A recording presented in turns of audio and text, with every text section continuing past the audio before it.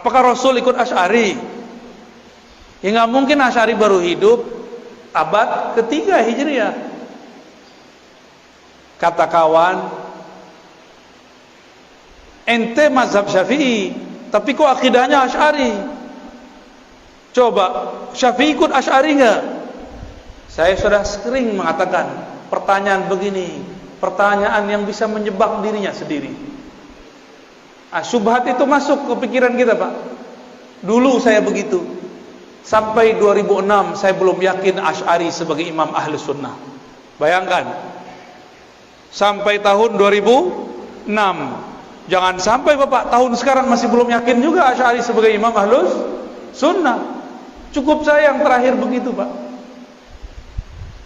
Imam Asy'ari itu menulis dalam muqaddimah kitab Al-Ibanah, akidahku ini adalah akidah yang aku riwayatkan dari murid-murid Imam Ahmad.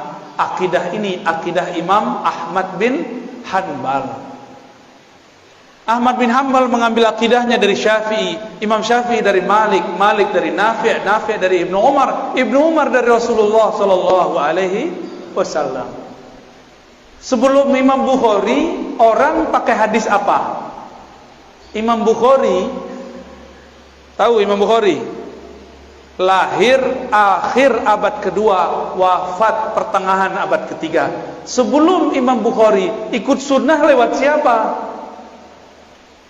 Lewat Imam Syafi'i. Imam sunnahnya Imam Syafi'i. Coba lihat gelarnya Imam Syafi'i, Imamus Sunnah. Keberhasilan seorang guru jika muridnya lebih populer darinya, lebih terkenal dalam hadis darinya. Imam Syafi'i punya murid Ahmad bin Hanbal, Imam Syafi'i punya murid Al-Qarabisi, punya murid Al-Humaidi, mereka punya murid namanya Al-Bukhari. Al-Bukhari lebih terkenal dalam hadis daripada kakek gurunya Al-Imam Syafi'i. Walaupun Bukhari punya kitab Tauhid di Sahih Bukhari, tapi yang lebih terkenal sebagai Imam Tauhid adalah murid dari muridnya, yaitu Imam Asy'ari. Imam Asy'ari itu berguru ke murid-muridnya Imam Bukhari, maka akidahnya sama.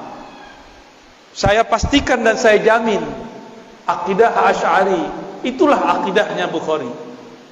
Saya tanya lagi, sebelum Bukhari kalau ikut sunnah lewat siapa? Nah, ini yang disebut sanad. Jadi jangan kebalik-balik. Kenapa kita nggak ikut akidah Syafi'i saja? Ya, Imam Syafi'i tidak menulis risalah dalam akidah, tapi pernah mengkalamkan tentang akidah. Kalamnya dikumpulkan oleh para imam, masuklah ke dalam kitab Al-Baihaqi, judulnya Manaqib Al-Imam Syafi'i.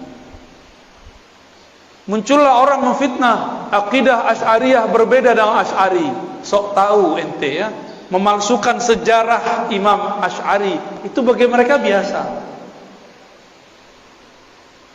Mereka katakan Imam Asy'ari 3 periode, kayak mau jadi presiden 3 periode ya. Jadi akidah Asy'ari, sebelum Asy'ari akidahnya apa? Akidah Imam Ahmad. Berarti akidah Asy'ari sama dengan Ahmad? Sama. Sebelum Ahmad bin Hanbal akidahnya akidah siapa? Akidah Syafi'i. Sebelum Syafi'i sebenarnya di wilayah Kufah ada seorang imam namanya Abu Hanifah. Akidahnya akidah Imam Abu Hanifah. Dari Abu Hanifah turun nanti ke Tohawi, turun nanti ke Maturidi. Jadi ada 2 cabang dari mazhab Abu Hanifah, Tohawiyah, Maturidiyah. Cuma mereka tidak tinggal di ibu kota umat Islam, yaitu Baghdad. Makanya akidah mereka tidak sepopuler Imam Asy'ari. Imam Asy'ari tinggal di Basrah, hijrah ke Baghdad, menjadi imam ahlu sunnah di semua wilayah. Kenapa? Kalau Indonesia kayak Jakarta, kalau Malaysia kayak Kuala Lumpur. Karena dia terkenal di ibu kota negara, maka namanya masuk ke mana-mana. Dulu belum ada YouTube, Pak. Ya, kalau ada YouTube, mungkin Imam Tahawi bisa jadi lebih populer. Imam Maturidi lebih populer mungkin. Tapi tetap saja Allah populerkan, walaupun belum ada YouTube dan Facebook ya. Hebat nggak tuh Allah?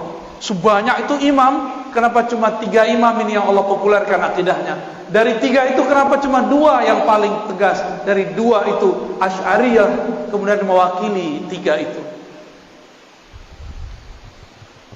Maka ulama di Saudi pun, Syarif Hatim Al-Auni, ya, banyak lagi mengatakan sepakat 90% umat Islam di dunia itu akidahnya Ahlussunnah Asy'ariyah Maturidiyah.